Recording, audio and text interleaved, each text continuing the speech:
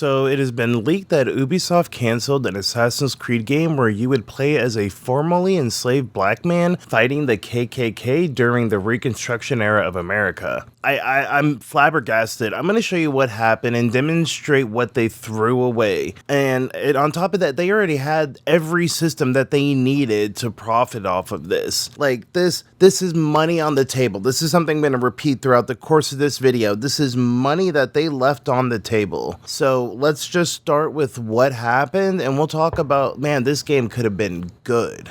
Step on it, Daddy. Oh, hello there. YouTube game Catcher Freeman in the Rye here, back at it again. I don't know if that joke works in this context. So, really quick before we get started, I'm trying to hit 30,000 subs before the end of the year, and I need your help to do that. And also, I am giving away 10 handmade gift bundles, stuff that I made with my own hands, for the first 10 people who join my Patreon. But link's also down there below. Let's get into it. Let's go. So Stephen Totilo of GameFile, formerly from Kotaku, I believe editor-in-chief, he interviewed 5 Ubisoft employees about a canceled Assassin's Creed game. This was set during the Reconstruction era of America. As I stated, you would play as a formerly enslaved black man who escaped slaves, headed west, and then ended up being recruited by the assassins and returned back to the south to fight against the beginnings of the KKK. Developers were enthusiastic, and in Steven's reporting, the people that he talked to said that they believed that this could make a positive social impact, but leadership killed it. One source was quoted saying that the game was considered too political in a country too unstable. In Steven's interviews, he talks about how management cited Yosuke's backlash from Assassin's Creed Shadows and the US political climate concerns. One developer said Ubisoft is making more and more decisions to maintain the political status quo and take no stand. And a couple quick notes. First off, this game sounds like it would have been, at the very least, the potential to be completely badass. This premise alone at least got me interested in potentially playing another Assassin's Creed game. I haven't played an Assassin's Creed game since Assassin's Creed 2. I've wanted to play Assassin's Creed Origins, but I just haven't cared. They have so much gameplay foundation that this would have been fairly easy in terms of copying and pasting different mechanics.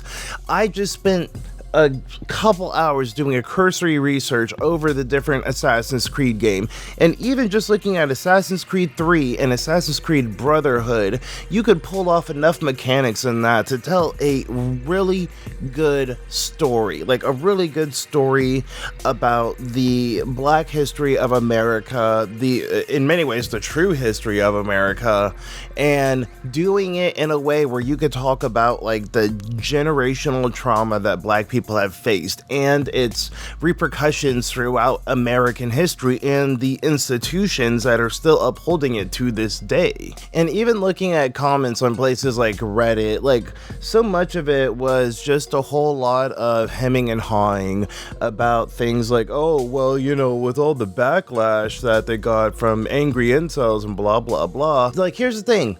It's leaving money on the table. First off, the people who would complain or who are going to complain about this, they're bitch made. They're just a bunch of babies. These are people of the land, the common clay of the New West. You know, morons. They're gonna come in here, they're gonna leave comments and talk about how I'm the one who's just upset about woke DEI or whatever, but they're bitch made, alright? In a real world setting, these people are not serious.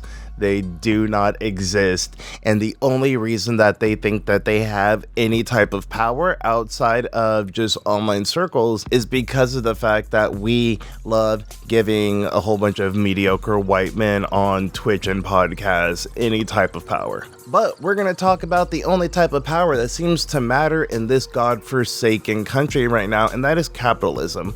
So let's just talk about a couple examples of different types of media that have explored similar themes to what the story could have been and how much money they made. So right off the bat, Quentin Tarantino's, many people would consider his magnum opus, Django Unchained, it grossed $425 million worldwide.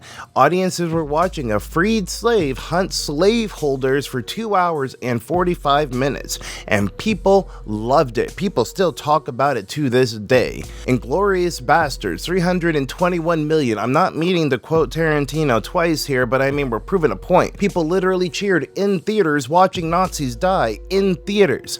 Nobody said anything about it being too controversial, though I'm sure there's a couple people that would get upset about that now. Once again, bitch made. Most recent in terms of videos that I have made here on YouTube, Ciao, Sinners, released in April 18th of this year, 2025, Lord of Our Emperor. Ryan Coogler's vampire film set in 1930s Jim Crow South. Wikipedia reported $275 million domestic and $88 million international. That is $367 million total. According to Variety, it opened up with $48 million domestic, which is the biggest opening for an original film since Jordan Peele's Us in 2019, who was once again made by a black dude talking about black issues. So we have several films that do R-rated horror, R-rated action that are very explicit in their themes of anti-racist, anti-fascist, anti-Nazi, and anti-Jim Crow ideals during very tumultuous and very reality-changing moments in world and global history. That isn't just success, that's just proof that these stories can and should be told. I mean, that's nearly $1 billion and combined with those stories, but, you know, Ubisoft doesn't think that it could be profitable, or they don't want the smoke. So let's go ahead and here's my pitch for the game. Here's my pitch on some of the mechanics. So for the tutorial, of course, you gotta have to do the Underground Railroad escape. You know, it gives you your mechanics for teaching survival. Sorry. Okay, here's why I'm laughing, because here's the thing. Like I said at the beginning of this video, money on the table. And what that means that right now, the money that is being left on the table is going to be right there for some independent developer with like enough time and resources to make something like this happen. If Ubisoft isn't going to do it, just like with any other successful video game that has been made within the past couple years, somebody that has the time and says, oh, they haven't made a video game about that yet? Well, I guess I can. So I'm going to basically pitch you my video game here, my video game version of Assassin's Creed during the Reconstruction era. I'm going to give you kind of all the mechanics and stuff. And like, let me remind you, if you're an indie developer, this is all for free. I want you to succeed, so I'm giving this to you for free. But if you're Ubisoft and I find out that you uncancel this project, I'm sure even only a couple hundred people watch this video, they will come back and point to this video, and then I will be expecting my Ubi check. Not Ubisoft credits, I mean a check. You have the money to give people bonuses, you have the money to work with the Saudi International Fund, we'll get to that here in a second. You can give me a check for the idea of you uncanceling Assassin's Creed during the Civil War era. So, I mean, for the tutorial, you could do an Underground Railroad escape. You can do just a plantation riot. You could have stealth mechanics teaching people survival, you know, reading the safe houses, avoiding patrols, and finding trusted networks. The gameplay itself is within the historical reality and accuracy of the time. In the story, assassins recruit you because you understand that building freedom from nothing and defending it with everything is the only way for any nation or any people to not only survive but thrive. And in classic Templar fashion, you have them basically trying to stoke both sides, or maybe they end up deciding that certain Reconstruction era things like Jim Crow would better suit them in the long run in terms of their ability of ultimate control. People keep complaining that they haven't done anything but like the whole Animus story and the Templars and like the different timelines and stuff like that.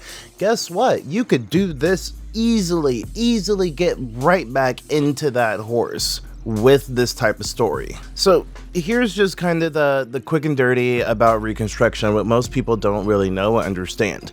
It wasn't just the period after the Civil War, it was the decade when America tried to answer one question: what does freedom actually mean when you have just abolished slavery? So in the context of America at the time, you have 4 million formerly enslaved people that are now considered U.S. citizens.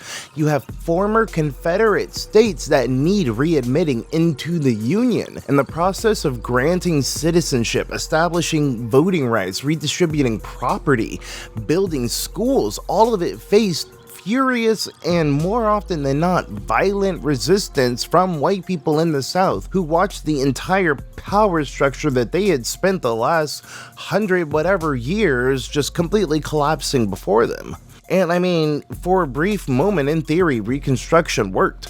Black men voted and held seats in Congress, became sheriffs and judges. The Freedmen's Bureau built infrastructure. Don't ask what happened to women, though. We're not getting there yet. Constitutional amendments got written in real time. This is democracy being actively negotiated with federal troops enforcing these new rules. But then the white Southerners realized that they were losing the control that they had through legal means. So they started building out parallel systems. The KKK starts forming in 1865, and not as some fringe hate group, but as coordinated domestic terrorists in its own network. You have night rides, lynchings, burning of polling places, forcing black elected officials to resign under death threats.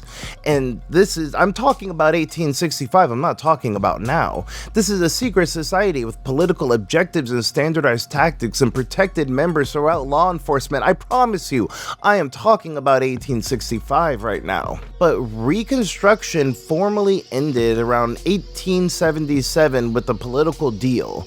Republicans got the presidency, Democrats got federal troops withdrawn from the South. Without enforcement, everything collapsed. What followed was a resurgence of white supremacy and violent repression and disenfranchisement of blacks in the American South. 80 years of Jim Crow laws systematically undoing Reconstruction progress. Like, this is the period that Ubisoft decided to chicken out on. The decade when competing visions of freedom fought for dominance through violence, and when secret societies manipulated democracy itself, and when individual actions could actually tip the balance of power. But let me once again say out loud how ridiculous this is. Making a game about fighting the KKK during Reconstruction.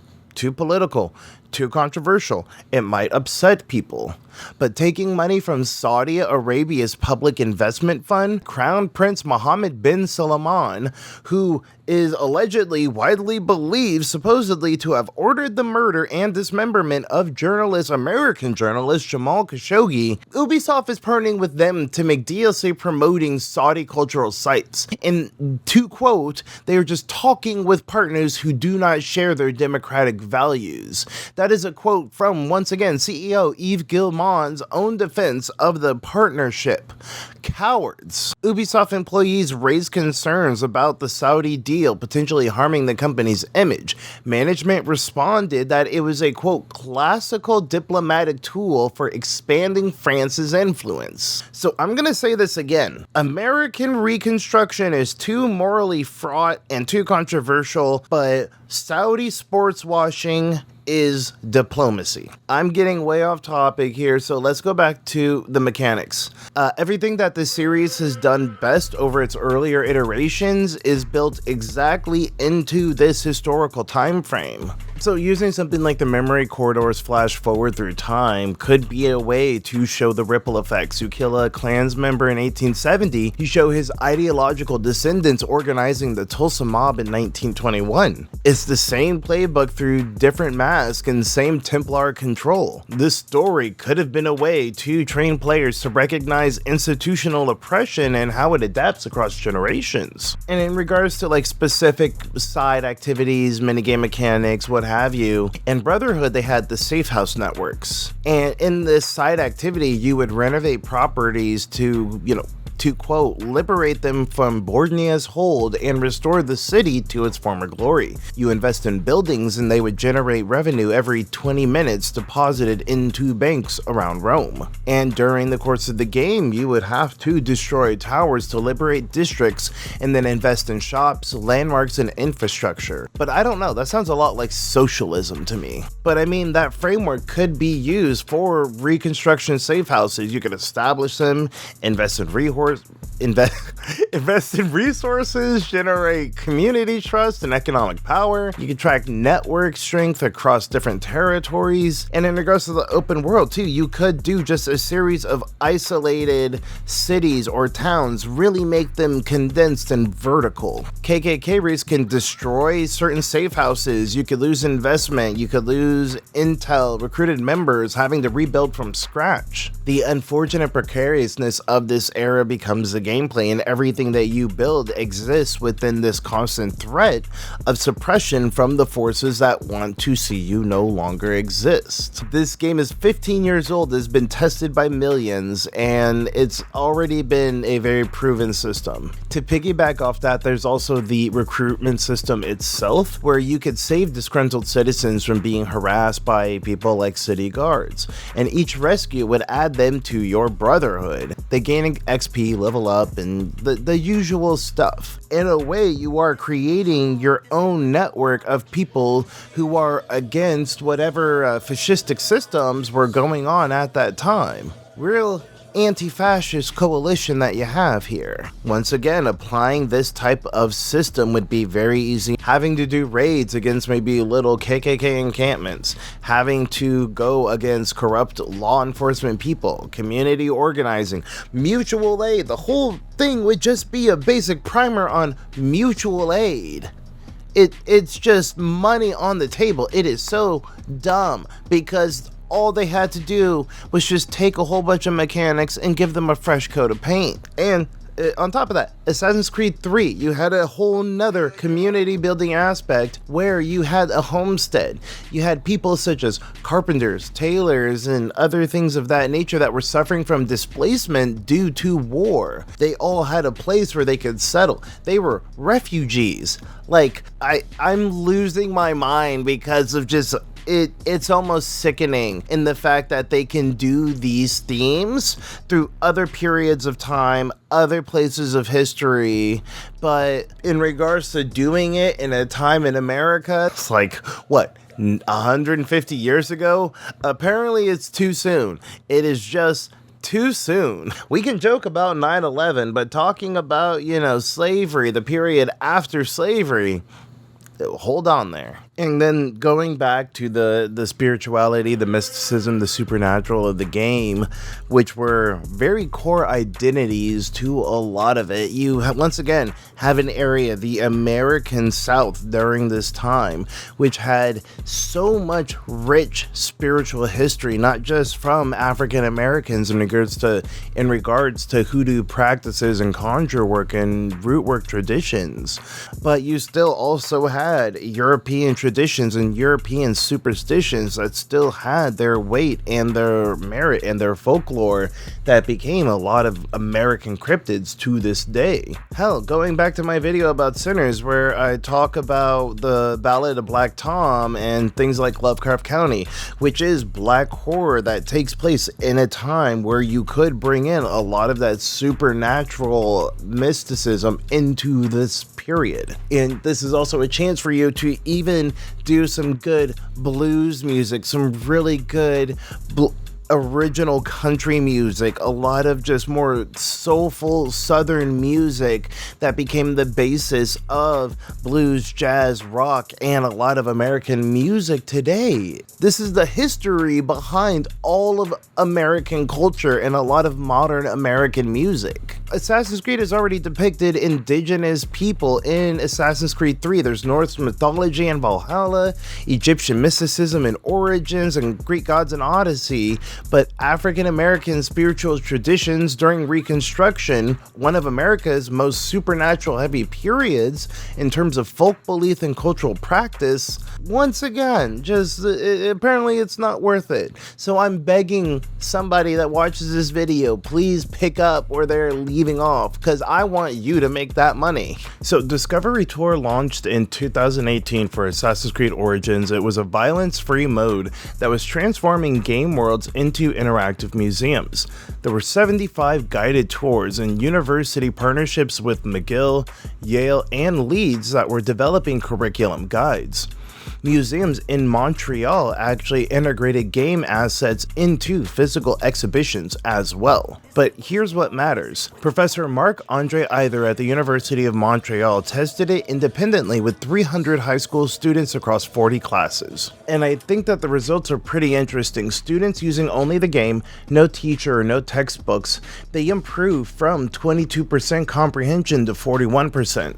That's doubled learning outcomes from just pure interactive exploration on their own. But with teacher guidance alongside the game, that was a 55% achievement, nearly triple the baseline comprehension. Teachers that were watching their students reported complete engagement, 60 full minutes, no phone breaks, and optional homework that they actually completed voluntarily because they wanted to demonstrate what they had learned through this interactive medium. Ubisoft took the time and money to build this for Egypt and Greece and Vikings and Baghdad with university partnerships, museum integrations, and published researching proving that it works in terms of it being an effective educational tool. And this is a far cry better example, pun intended, than the infamous Fortnite Martin Luther King event. Time Studios partnered with Epic Games to let players experience the I Have a Dream speech in Fortnite. It was as cringy as you would expect. Players attended as Batman and Rick Sanchez doing Fortnite dances at the Lincoln Memorial, and Epic had to disable emotes after 24 hours because kids were, hitting the gritty in front of the freaking the Washington Mall. Martin Luther King's daughter, Bernice King, immediately distanced herself from the project. Players got loading screens that had to that reminded players that headshots did significant damage. That's what happens when you bolt serious history onto commercial platforms without any type of actual educational infrastructure. Discovery Tour is and was purpose-built. No skins, no emotes, no headshot tips, just a walk through how systems actually operated. This would be very easy to do with underground railroad networks, Freeman Bureau schools before white resistances destroyed them. You could actually explore Black Wall Street before Tulsa, and in terms of getting outside partnerships, you could reach out to civil rights museums. HBCUs could provide a lot of insight and a lot of consultation, and you wouldn't have to worry about somebody hitting the gritty at the Lincoln Memorial. And let's go ahead, let's start wrapping up here. I'm willing to throw Ubisoft a bone. Since they fumbled this execution anyway, let me offer some consulting that aligns with their ideas of traditional transaction models. Really quick, I used to work in video game marketing. My last team was Turn 10. This was a couple years ago, so I know what I'm talking about. Let's start with the reparations bundle for $99.99. You can instantly finish and complete the slave rebellion with minimum resources. We can also throw in, the premium safe house network for 1,200 Helix credit value. You get fast travel between different underground railroad stations with your own exclusive animation. You can get the exclusive Harriet Tubman legendary outfit that is pre-order only, 50 recruit training tokens, and the exclusive 40 acres and a mule homestead starter pack, all for the complete value of $99.99. That is just the base price of the base game. But not just that, season pass included. You can get early access to the Freedmen Bureau's missions. And if you're a real freak, you can get early exclusive access to KKK interrogation missions. And for the asynchronous multiplayer, the We Shall Overcome Victory emote. And of course, we need a celebrity for the face of the game, so who else to represent the American Reconstruction era than the always handsome Idris Elba. Completely bankable actor. We know he can do American accents because Stringer Bell, The Wire, the greatest show of all time, and he's Black Superman. and technically this counts as representation. And because he's not American, you don't have to worry about him having any type of baggage about the American government. Ubisoft, no matter what, you owe me money now. Because I made this video, you owe me money now. So in conclusion, because I don't really want to edit any more of this video, I'm ready to go to bed. If you are an indie developer, I have just given you the complete game design document to a stealth-based action post-Civil War Reconstruction era game. Please, take it. The protagonist writes itself. Formerly enslaved, heads west, gets recruited by whatever you want to change the name of this group of people, and they return south during the Reconstruction era to fight the rise of the KKK. A very classic revenge story, and you know what? You can also just completely rip off Django Unchained, because if anyone will understand, it's Quentin Tarantino. The mechanics already exist. AC Brotherhood's recruitment networks become underground railroad coordination. Assassin's Creed 3's frontier navigation become navigating the post-war South. The social stealth systems from every Assassin's Creed game become things like code switching, operating between black and white communal spaces. Me saying this out loud, it all just feels so cringy, but I swear to God, it could actually be done well in the right hands. You have educational partnerships that are just waiting in the wind. You can work with civil rights museums with interactive tools, HBCUs that can help with Reconstruction resources. Teachers need defendable curriculum materials now. I mean, they will work with you because Ubisoft won't. It's money on the table.